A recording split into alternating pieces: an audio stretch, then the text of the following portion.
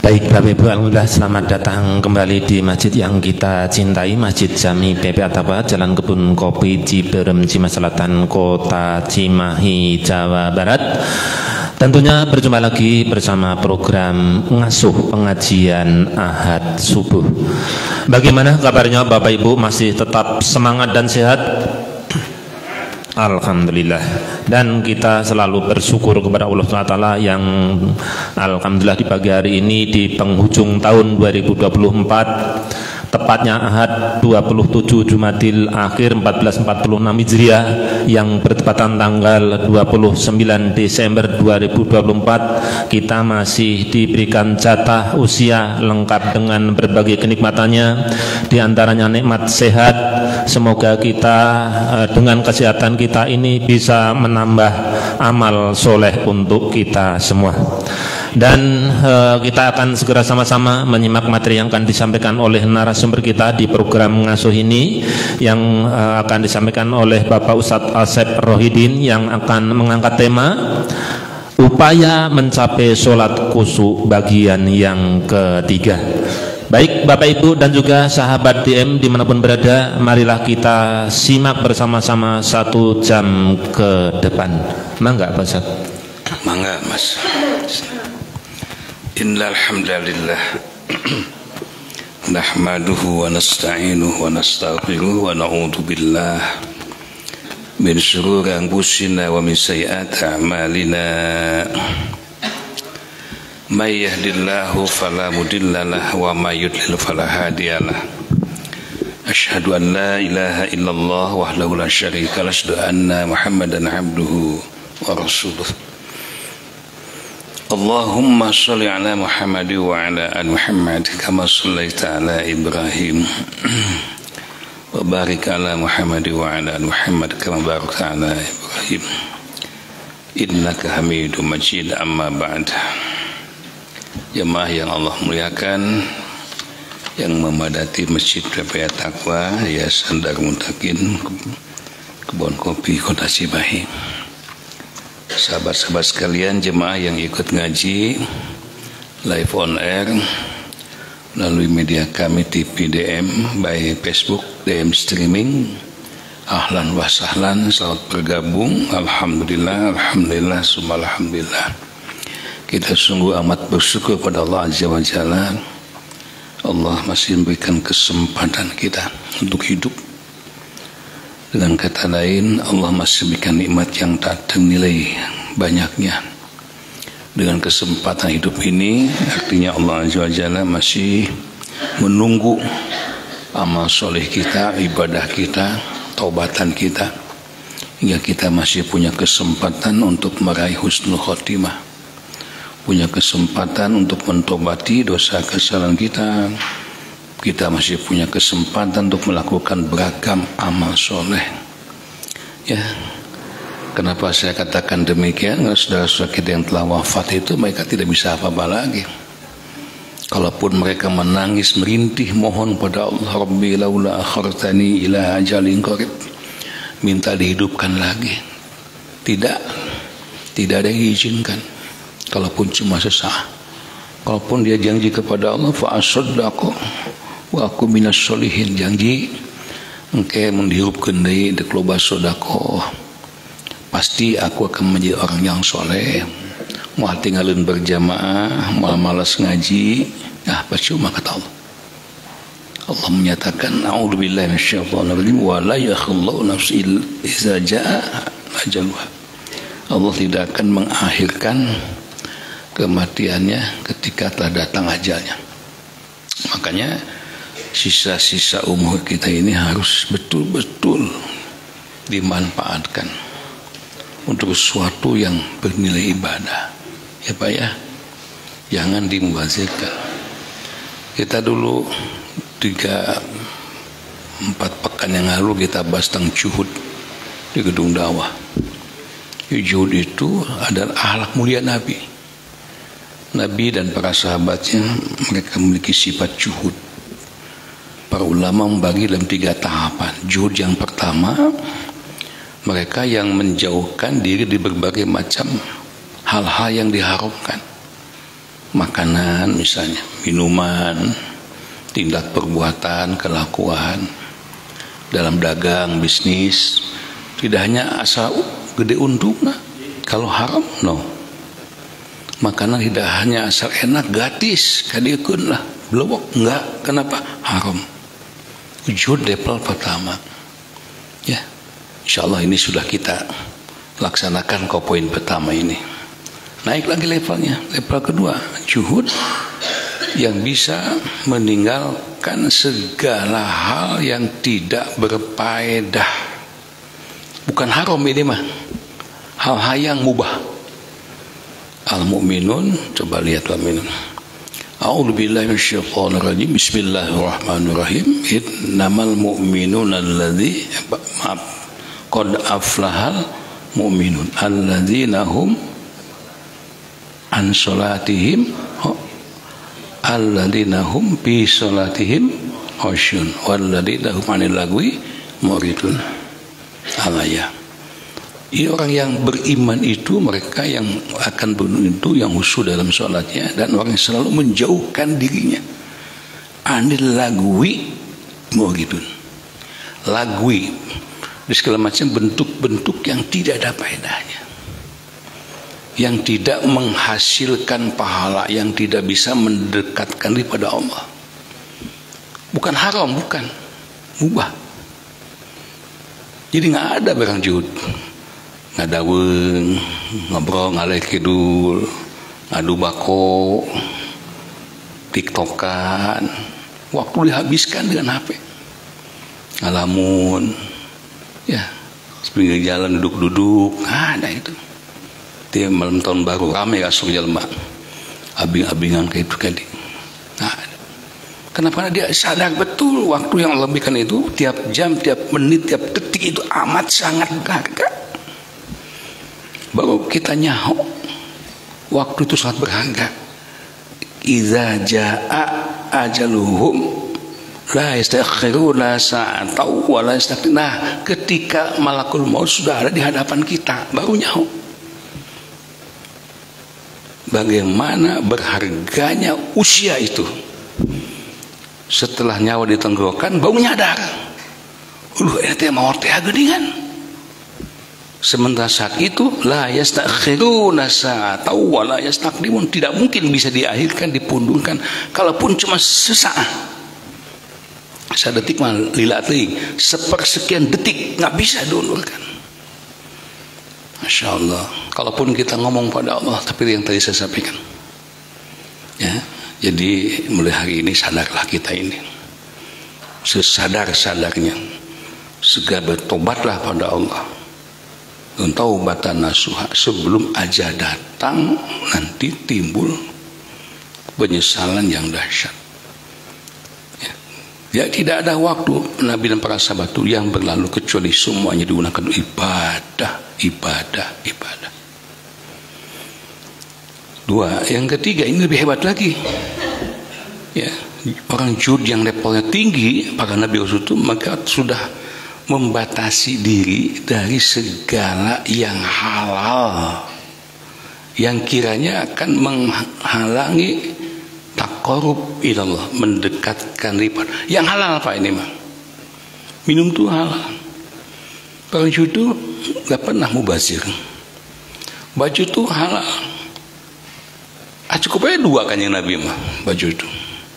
Satu dipakai, satu dicuci. Kalau kita tidur cuma 1 ke 2 meter, ngapain bikin rumahnya gede-gede? Kita kendaraan perlu 1, iji we geus teu banyak-banyak. Kecuali istri kudu loba. Nah, diperintah ku Allah. Kalau mampu, juhud namanya. Masya Allah. Nah, kita belum sampai ke sana, Pak. Kalau makan cukup, bukan kenyang, Pak, cukup hanya menghilangkan melapar sehingga nanti punya tenaga ibadah, tidak berlebihan. Orang mas sebaliknya pengeuna, naon deh, tambah deh pengeuna, sok tambah tuh senterap 20 kali mah. Nah, hal yang seperti ini yang saya ingatkan kepada jemaah supaya kita selamat di dunia dan selamat satu hal yang judi itu selalu sami'na wa ata'na, kepada titah perintah Allah. Hati-hati Pak, di Indonesia ini kan udah didesain bagaimana umat Islam supaya benci kepada Islam. Itu kelakuannya Yahudi, Nasrani, orang-orang liberal, orang pluralisme. Bagaimana caranya memunculkan pemahaman supaya umat Islam benci kepada Islam, minimal menjauhi ajaran Islam,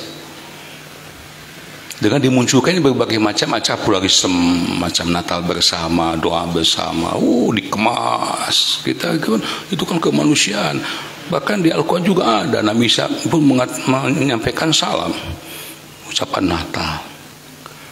Tapi diteruskan ayatnya macam nanti itu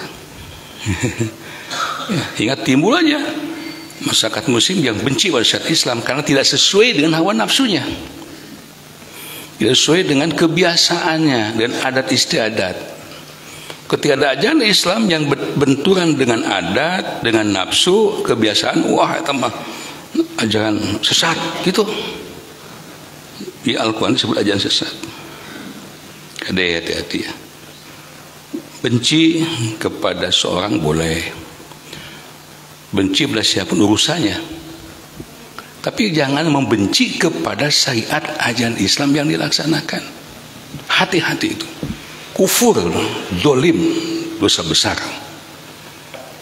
Kita diajarkan oleh Allah Azza wa Jalla di Al-Baqarah ayat 286, ayat terakhir itu. Sikap orang yang beriman kepada ajaran Islam itu nggak ada kata lain kecuali sami'na wa ata'na. Kami dengar ya Allah, kami siap melaksanakan. Kalaupun secara pribadi belum bisa melaksanakannya, jangan membenci ajaran itu. Oh, boleh. Riba itu haram, contoh Al-Baqarah 275, wa halallahu al-bai'a wa harrama riba. Jangan menyalahkan Quran, kan banyak muncul tokoh-tokoh agama kata siapa haram, itu rido sama rido itu kan banyak manfaatnya, dikemas. Aku mengatakan dengan tegas dan jelas, wa halallahu al-bai'a wa harrama riba, kumaha. Dan Allah telah menghalalkan jual beli dan mengharamkan riba. Diperkuat 276, yamhaqullahu riba irbis sedekah. Allah akan menghancurkan riba dan menyuburkan sedekah. Jelas. Datang hadis Nabi, la'ana Rasulullah SAW, dan Rasul telah melaknat orang yang makan riba, yang memberi makan riba, yang menulis juru saksinya. Qala hum sawaun, semuanya sama dosanya. Satu lagi hadis, sekecil-kecil dosa riba seperti anak laki-laki mencinai ibunya. Ayo, laku mah. Ketika kita masih terjerat dalam riba, jangan membenci Al-Quran, jangan menyalahkan Al-Quran, jangan bikin apologetis membela diri. Itu, wah ada orang mama bisa bebas riba. Jangan begitu dong.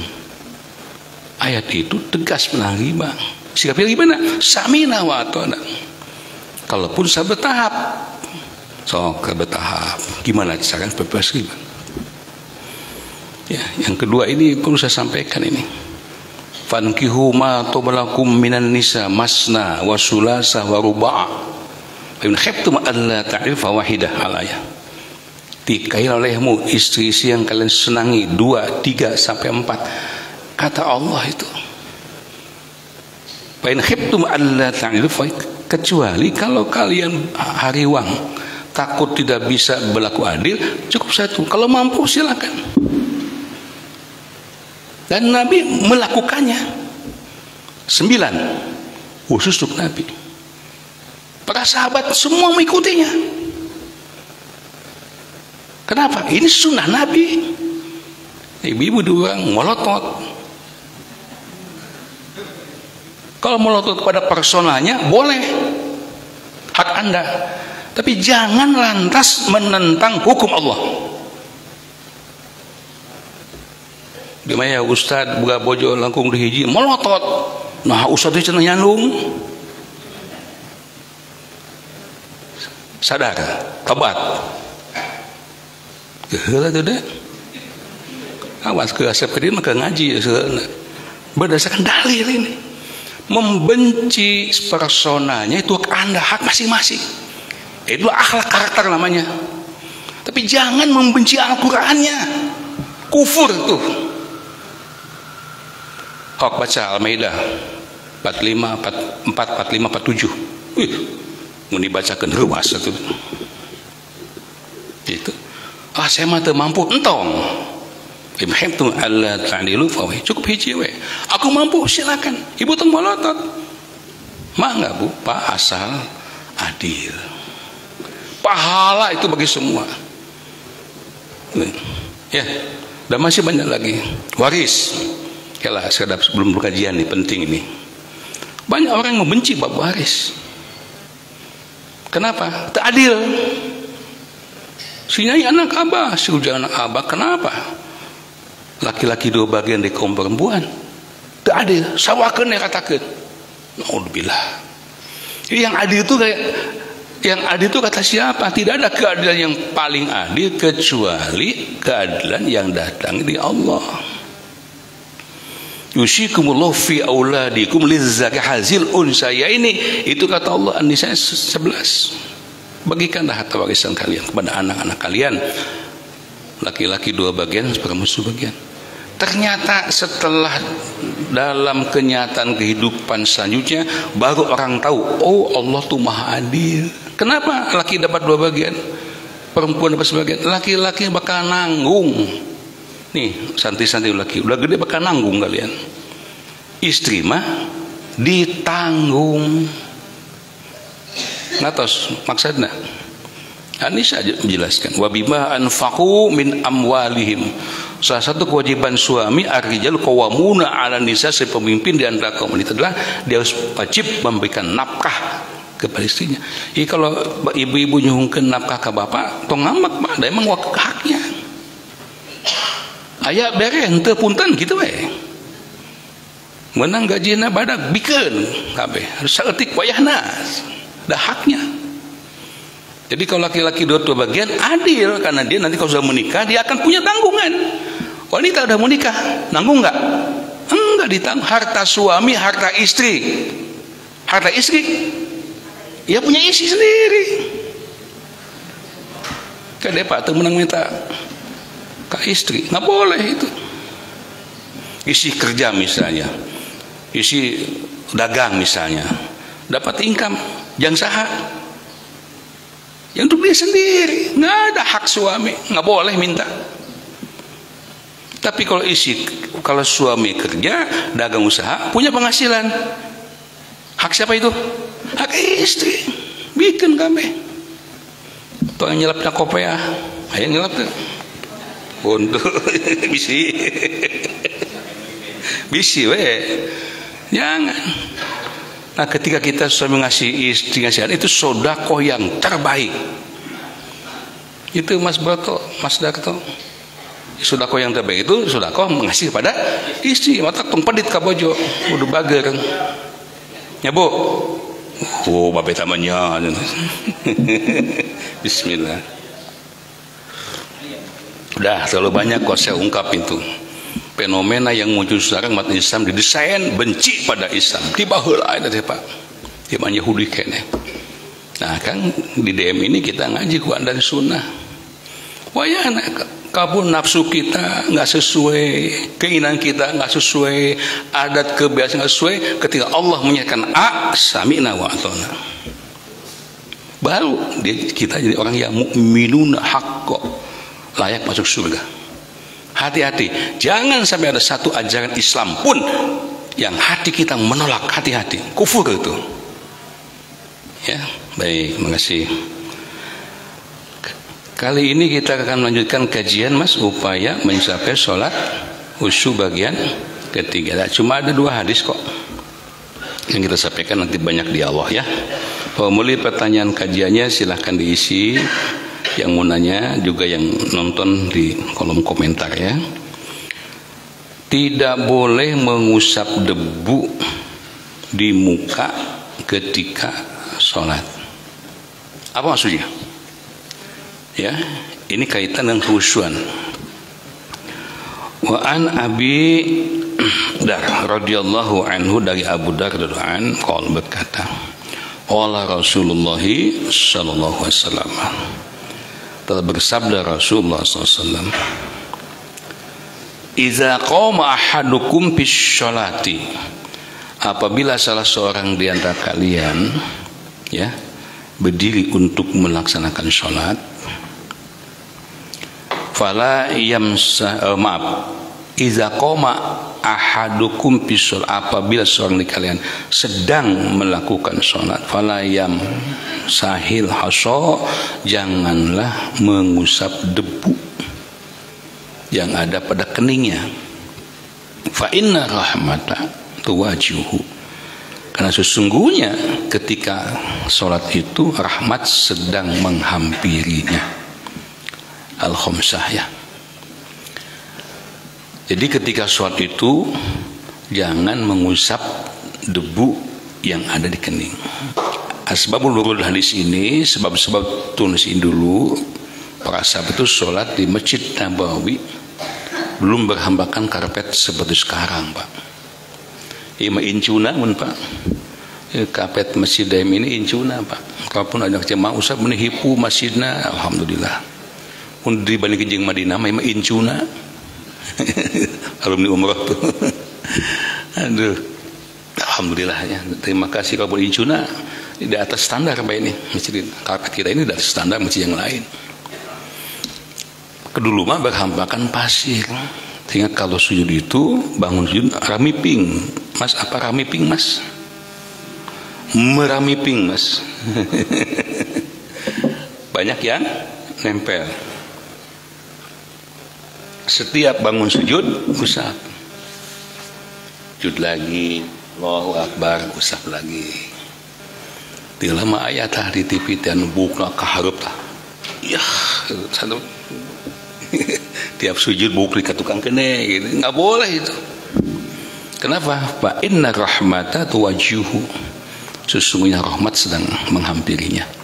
Sejak dilarang oleh Nabi sallallahu alaihi wasallam, sejak itu para sahabat tidak lagi mengusap keningnya ketika sholat.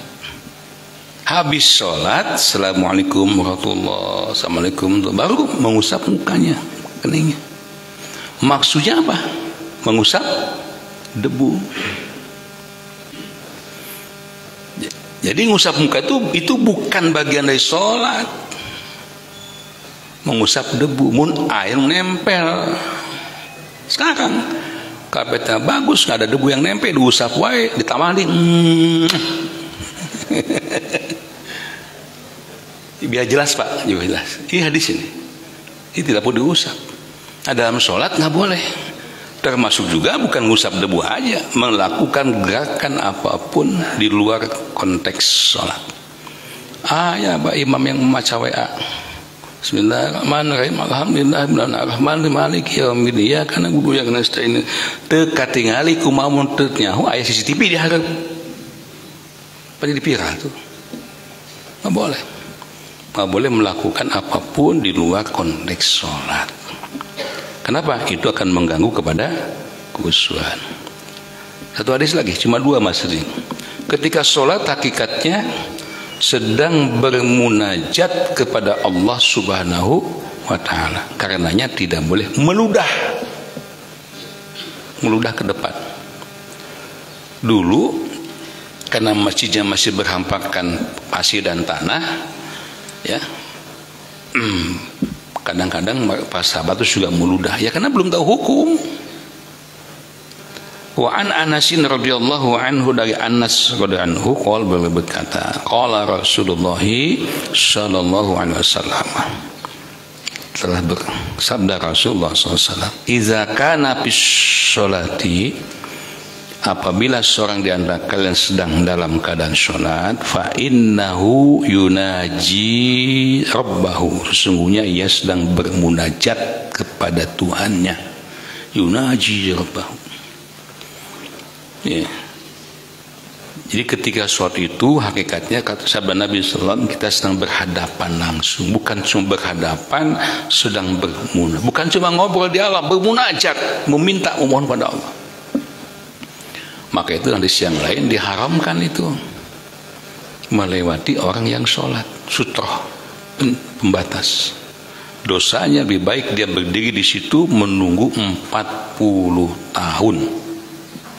Saking besarnya dosa melanggar orang sholat.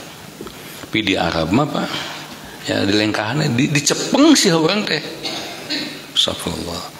Saya coba amalkan itu, melewat keduduk, melewati terus saya kira dia malu sendiri. Disangkana mungkin orang Indonesia tebakan hukum ke sholat ke tahiyat lewat akbar mun teu ditingali yang manusia henteu teramalkan Pak. Iya, teramalkan. Fala apa ini Mas? Fala yusyupanna baina yadaihi wala yaminihi, maka tidak boleh, janganlah ya, dia meludah ke depannya, dan jangan pula ya, yaminihi, dia meludah ke sebelah kanannya. Walakin an shimali tahta qadamihi, kalau terpaksa harus meludah, ada sesuatu yang tidak bisa ditahan, boleh ke sebelah kiri dan di bawah telapak kakinya. Ya Pak ya, ini mentong di karpetan Pak, bekas tisu aja. Saya kalau umur itu buat tisu kecil Pak, ya, di rumah hesi di Arab mendidik anak kecil sapuan atau sapu tangan. Ya Pak, ya dari sekolah pun tidak terlepas sapu tangan Pak, bisa ngacai, bisa leho ngambai, bisa yang bersihin ke sholat. Bingung kan tisu, bingung. Ya sakuan. Aman itu, jangan meludah. Dulu ada cerita juga, seorang Badui, mana Muhammad, tulang silur, unung jawab berkadal di muka calana, wayaki di tiang masjid. Maka sahabat, ya pasti emosi atau masjid tempat suci dikihan jelma, masak pedang. Jangan, biarkan, ambil air, dibanjurkan. Nah ini jadi dalil, di hukum itu begitu Pak. Kadang muncul lewat suatu kejadian. Jadi hukum, di dalil, membersihkan najis di tanah itu caranya bukan digali tanahnya, bukan disikat, mah beak-beak tanah mah tuh 7 lapis bumi ke handap, dibanjur Pak, banjurnya. Itu bisa hukum jadi suci. Udah begitu sahabat ini, aku Muhammad ada apa? Asyhadu an la ilaha illallah, asyhadu anna Muhammadar Rasul, masuk Islam. Kalau waktu itu waktu kencing dibunuh, nggak akan jadi itu Islam. Hebatnya Nabi itu. Ya, baik. Saya akan simpulkan dengan satu tayangan film seorang ulama besar. Beliau mencoba bikin kesimpulan tentang sholat subuh ya nih. الذكر إن كنتم لا تعلمون بارك الله فيكم. Sebab sholat tidak khusyuk dan 5 solusinya ya. Syekh Sulaiman Ar-Ruhali. Kita simak ya, karena beliau cepat bicaranya, kita coba cut per poin. Assalamualaikum warahmatullahi wabarakatuh. Huna soal yaqul kaifa astati' an atrud al. Jadi ini muncul biasa di Madinah, ada jemaah yang bertanya, kemudian dijawab, bagaimana caranya agar saya mampu menolak was-was ketika sholat sehingga saya dapat melaksanakan sholat dengan khusyuk? Jawabannya, sawisa fi salati wa akhsha'u fiha.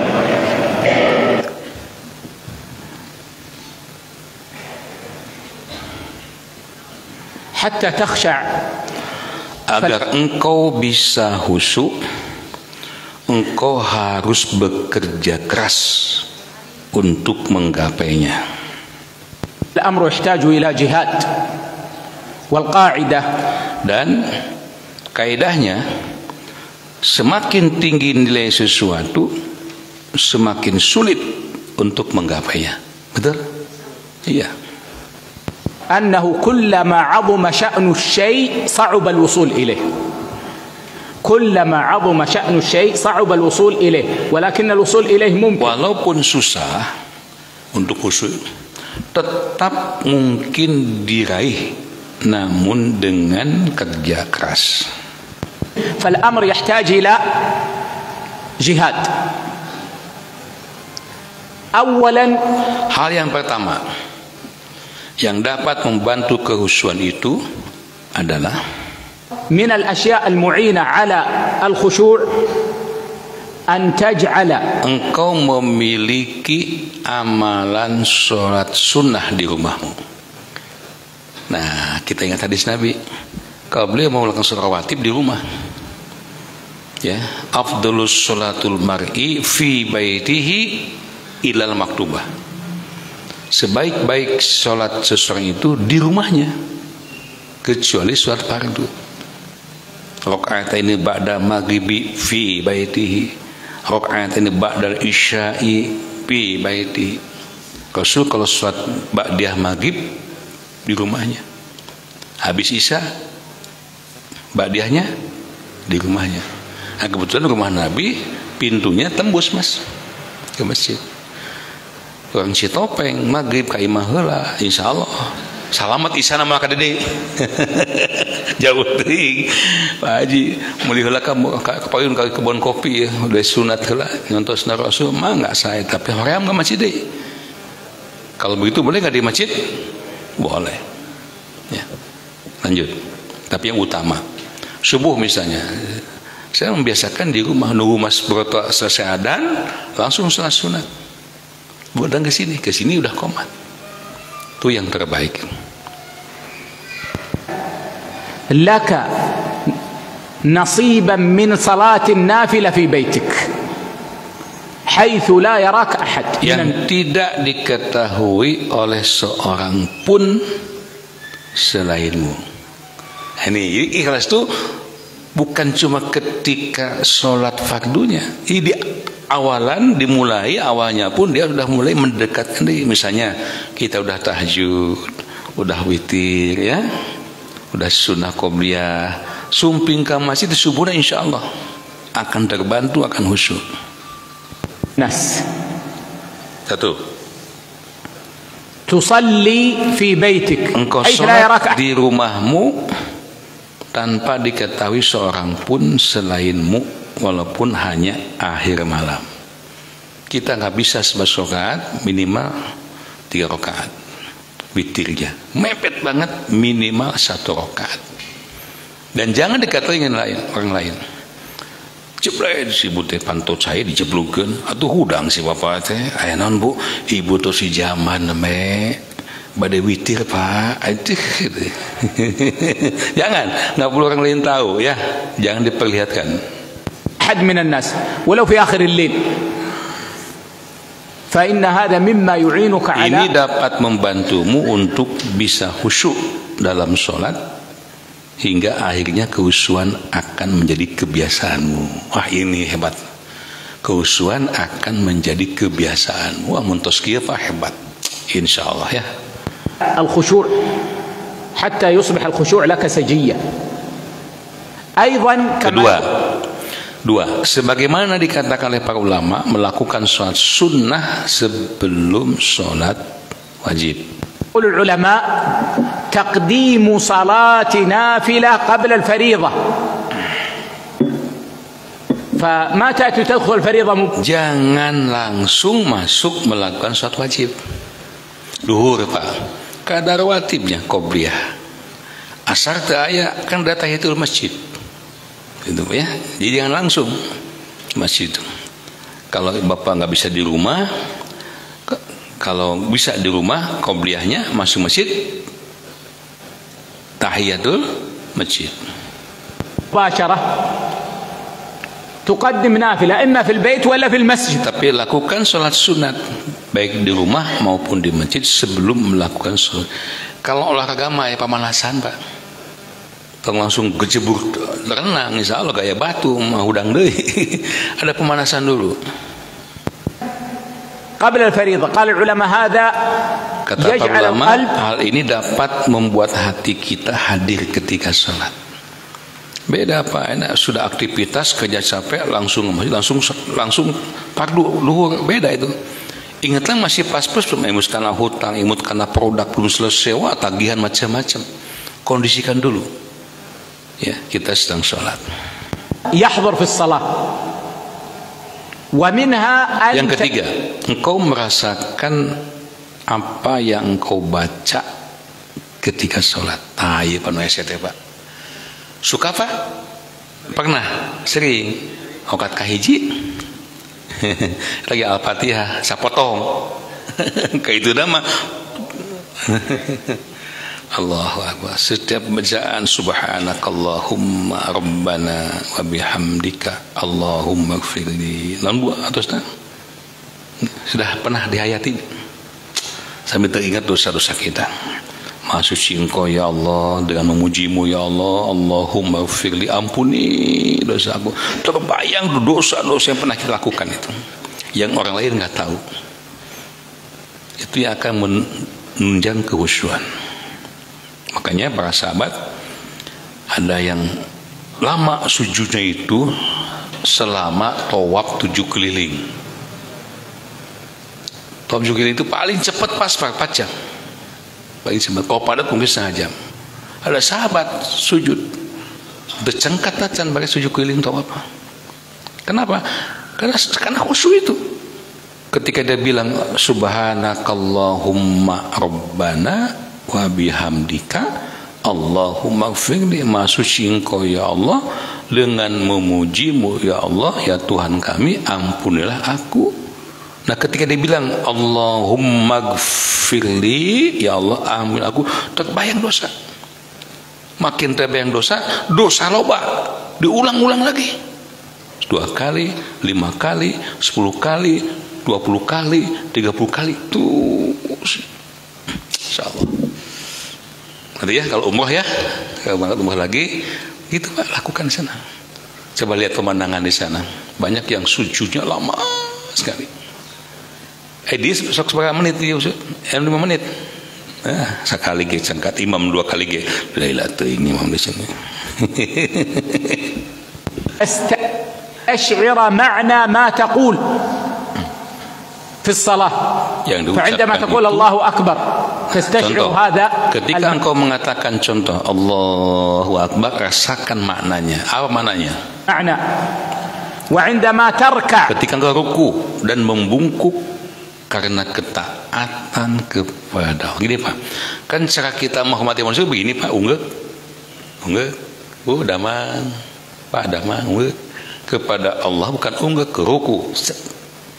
Lebih hebat lagi sujud. Nah ini jelas, artinya kita betul-betul menghambakan diri hanya kepada Allah. Kita mengakui sadar aku ini hamba yang tidak berdaya, la haula wala quwata illa, hanya karena pertolongan Allah aku bisa hidup, aku bisa makan, aku bisa minum. Ya Allah, aku ini hambamu yang lemah, mohon ampun kepadamu. Itu maknanya. Nah itu ketika sholat hendaknya, kata beliau, kita memaknainya. وتنحني خضوعا لله وتقول سبحان ربي العظيم. Lalu kau mengucapkan subhana rabbiyal azim, rasakan makna azim bahwa Allah itu maha agung, kita ini maha doif, maha lemah. Maka orang yang sujud dan khusyuk dalam sujudnya, nggak mungkin lagi dia sombong dalam kehidupannya. Kalaupun dia seorang konglomerat, pejabat tinggi, presiden sekalipun, raja sekalipun. Kenapa? Karena Allah, hanya Allah yang azim, yang agung. Kita lemah, nggak berdaya. تستشعر معنى العظيم وكيف أنصرف بقلبي عن Dan katakanlah bagaimana aku akan memalingkan hatiku dari zat yang maha agung. العظيم. وهكذا في سائر. Dan lakukan ini di seluruh bacaan salat. الصلاة. ومنها Yang keempat, ingatlah saat engkau nanti berdiri di hadapan Allah. تذكر وقوفك بين يدي الله. أنت الآن واقف بين. Engkau sekarang berdiri di hadapan Allah pada satu saat nanti. يدي الله وغدا ستقف بين يدي engkau juga akan berdiri di hadapan Allah tanpa ada penerjemah antara engkau dan dia. الله ليس بينك وبينه ترجمان يكلمك سبحانه وتعالى. Ya subhanahu wa ta'ala akan mengajakmu berbicara. فتستحضر هذا. Hadirkan hal itu, karena hal itu dapat membantumu untuk khusyuk. فهذا يعين على الخشوع. ثم عليك بالمجاهدة. Jadi Pak, ketika sholat itu dikarenakan tadi yunaji rabbahu. Betul Pak. Pibadoske jujur Pak, nuju diajar kene. Saya sampaikan ini berbagai referensi, dalil dan sebagainya, fatwa ulama yang terpercaya, yang lurus Quran Sunnah, sengaja. Mudah-mudahan ini jadi pembelajaran untuk diri saya, istri saya, keluarga saya, anak hijau saya, dan kita semua. Kita bareng-bareng belajar untuk bisa khusyuk. Maksud poin keempat itu, Nabi katakan hadis sahih tadi, yunaji rabbahu. Wah, kita ketika sedang sholat itu kita sedang bermunajat kepada Allah. Nanti di akhirat, kata beliau, kita akan berhadap-hadapan Allah tanpa ada penterjemah, tanpa ada perantara siapa. Dan Allah akan bertanya, saya lengkapi, dan yang pertama kali Allah tanya nanti, awwalu ma yuhasabuil abdu yaumil qiyamah as-shalah. Salat. Yang pertama-tama kalau tanyakan nanti langsung Pak nanti. Teka bayang gue bilang. Salat. Baru aja Bapak dipanggil oleh direktur perusahaan oleh owner. Kadejang. Oh suruh was atuh rumasa lepas salah. Ya, atau dipanggil ke kejaksaan misalnya. Jelma-jelma kene jaksa ge. Oh was atuh. Mun ngali palu jaksa siga ngali gendir we tah. Mau ditiban ponis hukum mati. Waduh. Ya. Nanti mah lebih daripada itu semua yang akan bertanya, menghisab kita, zat yang maha gagah, zat yang maha perkasa, Allah Azza wa Jalla, dan tidak ada orang lain. Wattaqu yauman la tajzi nafsun an nafsin syai'a. Tidak ada bisa menolong. Terakhir, kelima, berusahalah dengan keras. Iblis tidak akan membiarkanmu suatu khusyuk. Nah, itu. Iblis lan yatrukak. Ma dumta hayyan lan yatrukak. Selama engkau masih hidup, iblis tidak akan membiarkanmu. Awas, selama engkau masih hidup, iblis tidak akan membiarkanmu. Wa kama qala Ibnu Qayyim, dan yashamu qalbal Ibnu 'abd. Qayyim berkata, iblis akan menerka kesukaan hati seseorang hamba, lalu ia akan menggodanya sekuat tenaga. Lakas Pak, alladzi yuwaswisu fi sudur. Ini tafsirnya. Masing-masing kita punya kesukaan. Ayo ya sok. Wujudan di masjid dia. Hatinya ke mana tah? Tuh ka goes, ka balong, nguseup, harusun, duh geuning jujur. Ya, dan sebagainya. Iblis tahu itu.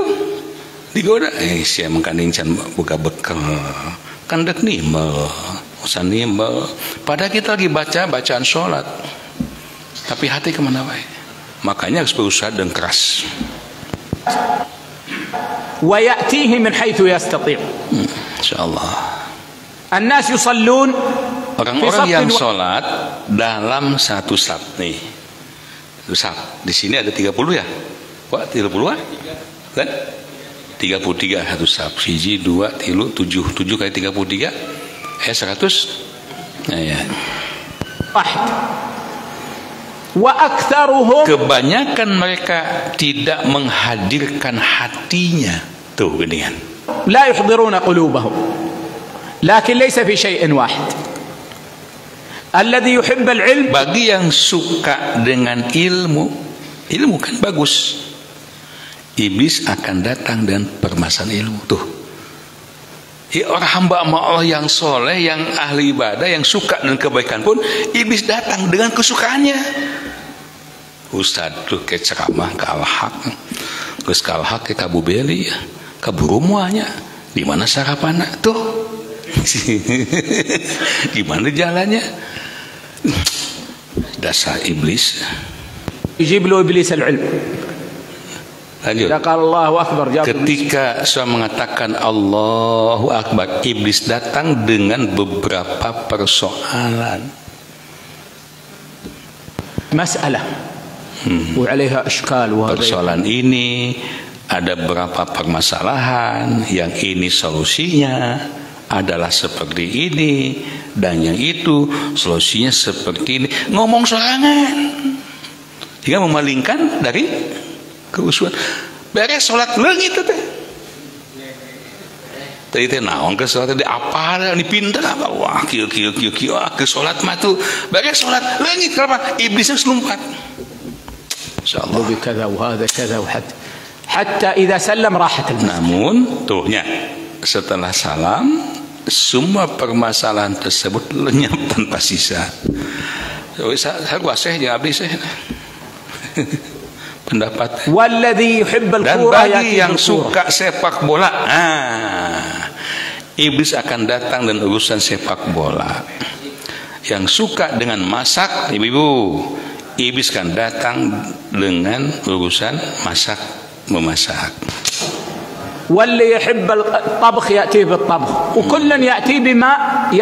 Dan masing-masing orang dengan hal-hal yang menarik untuknya, sehingga iblis dapat memalingkan hatinya.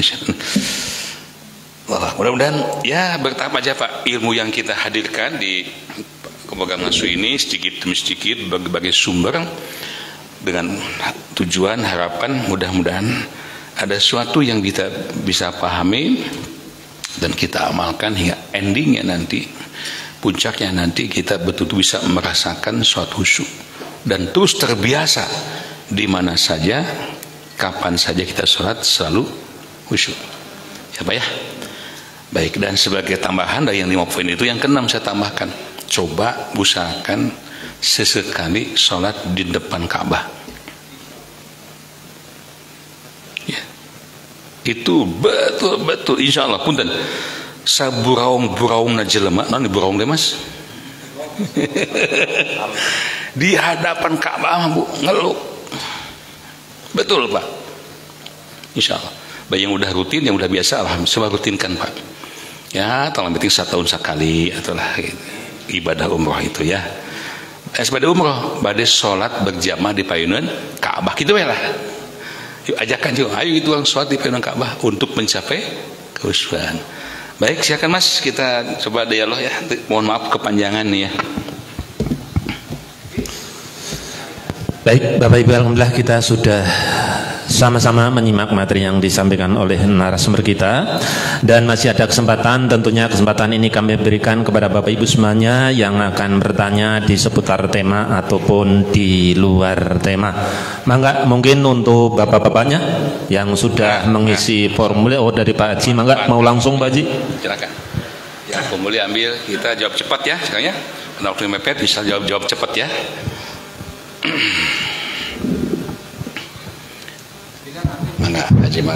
Terima kasih. Assalamualaikum warahmatullahi wabarakatuh. Waalaikumsalam warahmatullahi wabarakatuh. Di dalam mukadimah tadi Pak Ustadz sudah menjelaskan masalah riba.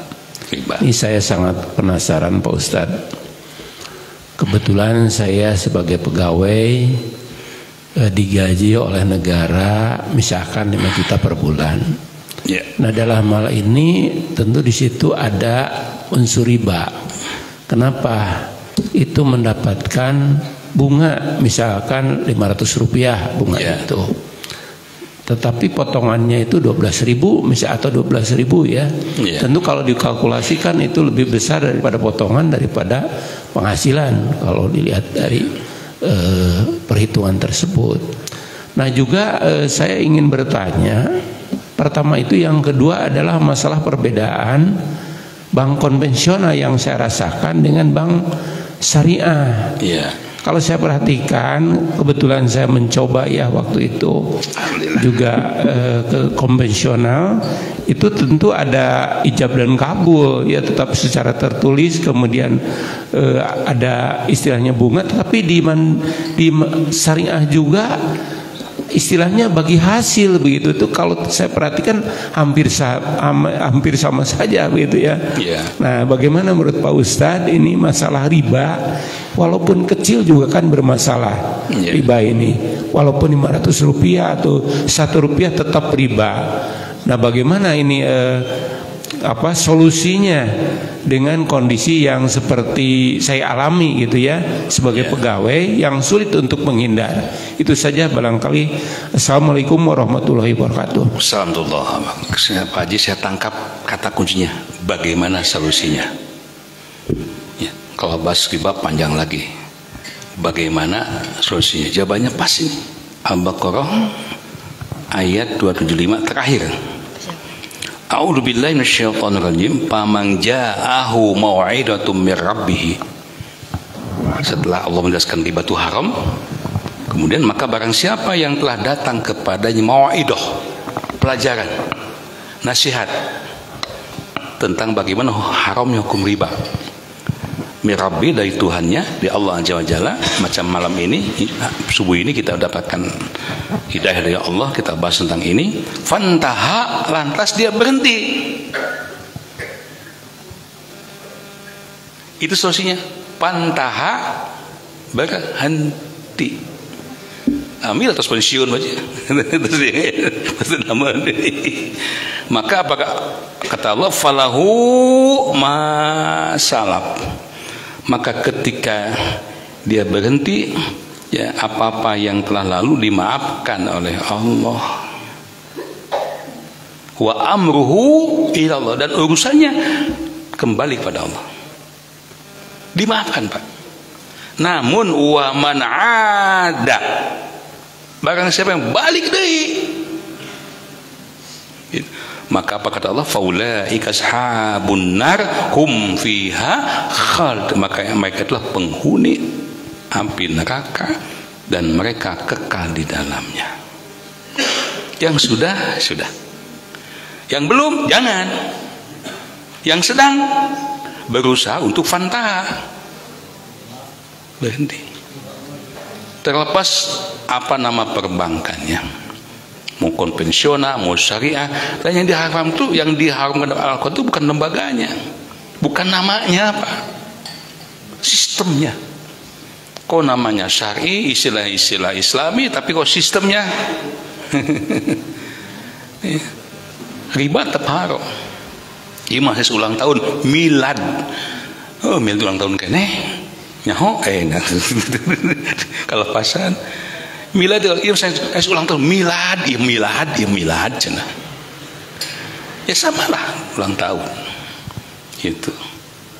Ya mudah-mudahan, memang ini tidak mudah. Untuk bisa menghentikan dari kemaksiatan itu lebih sulit daripada melakukan ketaatan.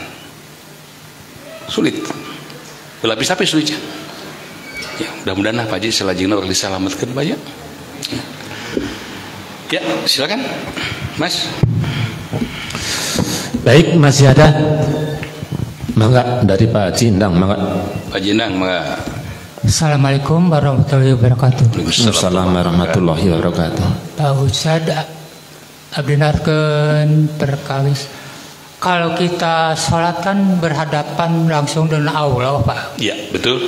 Nah, cuma saya kan kalau Allah itu kan goib, Pak. Goib. Nah, goib. jadi gitu untuk mengganti wujud Allah tuh bagaimana gitu, Pak Ustad? Yang ya itu satu, keduanya.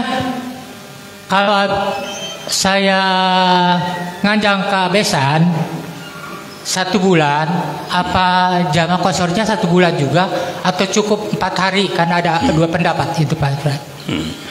Satu lagi, Pak, kalau boleh. Waduh. Saya baca kajian Memayu ya. Kan nggak ada kajian Bapak Tosiah di Jibo. Kabar gembira bagi yang musibah. Ya. Hindarilah ini ketika sakit, menyebarluaskan kabar sakit dan mengeluhkannya. Padahal kan kalau itu kan saya suka nge-share, pengen minta doa gitu kemana-mana dikasih tahu, Pak. Itu aja, Pak. Assalamualaikum warahmatullahi wabarakatuh. Udah nggak lupa, Mas. Tilu, Mas. Insya Allah. Tanggung jawab Nopo. Kalau lupa, Mas, baru tanggung jawab. Baik, yang saya ingat Pak ya, ketika sholat itu betul kita sedang berhadapan dengan Allah. Kan Allah itu bukan goib, maha goib. Terus gimana cara menggantikan? Kalau nggak bisa digantikan, laisa kamitslihi syai'. Allah nggak bisa diserupakan dengan makhluk. Caranya tumbuhkan keyakinan. Apa yang Nabi sabdakan, anta'budallaha ka'annaka tarahu wa illan takun tarahu wa innahu yaraka. Tumbuhkan keyakinan bahwa ketika kita sholat itu seolah bisa melihat Allah. Kalaupun nggak mampu, mustahil, maka yakini Allah melihat kita. Nah, untuk bisa meyakinkan Allah melihat kita ini disebutkan di Al-Baqarah 45-46 saja. 45-46. Alladzina yadunnuna annahum mulaqu rabbihim wa annahum ilaihi rajiun. Intinya Pak, khusyuk itu buah dari keimanan. Itu aja. Kesimpulan akhirnya, khusyuk itu buah dari keimanan. Makin mantap keimanan kita, insya Allah otomatis kita akan lebih mudah khusyuk. Ya, maka untuk bisa khusyuk itu banyak hal yang mesti kita pelajari. Tubuh. Untuk belajar khusyuk itu banyak hal yang mesti kita belajar. Satu. Yang kedua, ketika safar. Ketika safar, sebulan ambil itu bisa, sebulan di besan, gitu kasih kok. Bertamu itu wajib dihormati 3 hari. Kalau ada tamu wajib dihormati 3 hari, 3 malam. Lebih dari itu sunnah bagi pribumi. Dan pahala menghormati tamu itu masya Allah luar biasa besarnya. Tetapi kudu jadi tamu, ulah jadi semah kadang. Tahu semah mas? Ngasihkan boga imah. Punten nyimpang heula. Baik, berapa lamakah kita boleh sholat di qasar atau jamaah qasar? An-Nisa ayat 101. Fa iza darabtum fil ardi falisa'anikum junahun an taksuru minas shalah. Al-ayat. Dan apabila kalian bepergian di atas bumi, maka tidak mengapa kalian mengqasar salat. Iza darabtum fil ardi, guys, bawahi. Dibolehnya kita mengqasar salat itu ketika kita safar. Berapa lama? Tidak ada pembatasan. Selama kita berposisi sebagai musafir, ya silakan. Ada yang musafir bertahun-tahun, pindah-pindah terus, itu safar terus. Wujud hadis sahih Rasulullah diriwayatkan bahwa kami telah bersama-sama Nabi roja'na mina Madinati ila Makkah, melaksanakan haji wada dari Madinah ke Makkah selama 19 hari, dan selama itu Rasul mengqasar salatnya. Itu Pak, takun hoyong sholat mengqasar sing mineng jalan-jalan. Jalan itu. Terus tidak boleh mengumumkan kesakitan. Ya betul, maksudnya itu termasuk niyahah, meratap, tidak menerima bertakdir Allah. Adapun kita mohon doa itu boleh Pak. Ustaz dan dapi doa abi udur, boleh. Kewajiban kita saya mendoakan. Yang nggak boleh terhitung lahir na angkot pak dah beli mah puting bisa sare suku eta nyenutnya suku mayanya nyeri mastaka pusing, aduh yo padahal nanti tewau terkena terhitung lahir daya hujan daya angin itu nggak boleh, kepo nggak boleh ya. Baik, terima kasih Mas, tolong dibacakan Mas yang di. Baik, alhamdulillah, setelah 2 pertanyaan dari bapak-bapak, dan tadi walaupun 2 orang tapi yang bertanya seolah-olah sudah 5 orang dan ini kesempatan kita berikan untuk sahabat DM, di antaranya dari Ibu Sarip. Assalamualaikum warahmatullahi wabarakatuh. Waalaikumsalam. Pak Ustadz, dijelaskan bahwa harta istri itu ia punya istri. Suami tidak berhak minta, tapi tak kala suami sudah tak kerja, istri punya harta peninggalan orang tua dan kebetulan rumah tangga dari uang istri. Itu bagaimana Pak Ustadz? Ya, ada seorang sahabiah datang kepada Rasulullah SAW. Itu begitu Pak, ada masalah langsung datang. Ya Rasulullah, aku ini ingin mensodakohkan kalau nggak salah perhiasan itu. Tetapi aku melihat suamiku kelihatan sangat fakir, mungkin nggak kerja sebagainya. Bagaimana bagusnya? Maka Rasul mengatakan suamimu lebih berhak daripada orang lain. Tuh. Isodako teh lah kalau jauh, mencakat heula jeung batu sakasur heula, Bu. Ini dipertegas di Al-Baqarah 177. Wa atal mala ala hubbihi zawil kurba. Orang bertakwa yang jadi masuk surga itu mereka yang siap memberikan harta yang terbaik yang sangat mereka cintai kepada zawil kurba, karib kerabat dekat, baru wal yatama, wal masakin dan seterusnya. Jadi Ibu Haja Syarif dikata ibu bersedekah kepada suami, misalnya ini mungkin punya hanya pertanyaan, itu lebih berhak suami. Ya Pak, tah kanu kitu nikah teh Pak. Ya, bisa membutuhi, mencukupi suami. Wah hebat sih, karena nama hadis sadayana ya. Tuh tarik amin lagi. Baik Mas, lanjut Mas. Pak ini Pak dari Ibu Hajah Suhari, Pak Ustadz. Assalamualaikum warahmatullahi wabarakatuh. Waalaikumsalam. Pak Ustadz, kalau sholat sujud terakhir, apakah pandangan kita melihat ke depan atau melihat telunjuk, Pak Ustadz?